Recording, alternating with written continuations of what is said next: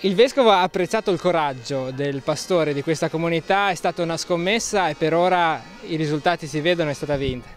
Sì, non so più se coraggio o incoscienza, però le cose quando vengono fatte insieme, supportate anche quando senti che tutta una comunità, tutta una famiglia parrocchiale e non solo ti sostengono, si riesce a fare anche queste cose straordinarie, ecco, straordinarie non proprio perché vanno fuori dall'ordinario, ma è stato un po' anche, come diceva il Vescovo, il preservare secoli e secoli di preghiere, di desideri, di speranze, di sacramenti celebrati qui per non sciupare anche tutto quello che era stato fatto dalla comunità in passato. Che impegno è stato anche dal punto di vista economico per la comunità?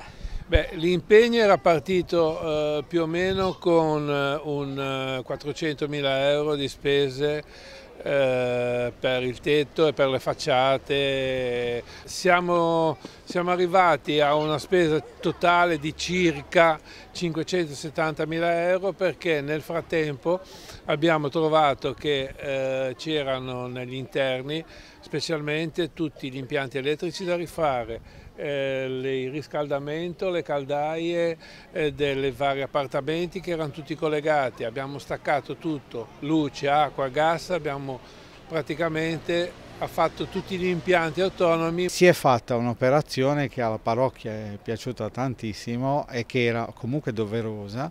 C'era la statua seicentesca della Madonna che si è deciso di sostituirla con una coppia e portare all'interno questa opera veramente pregevole e ricca di storia, ma da un punto di vista artistico veramente molto interessante.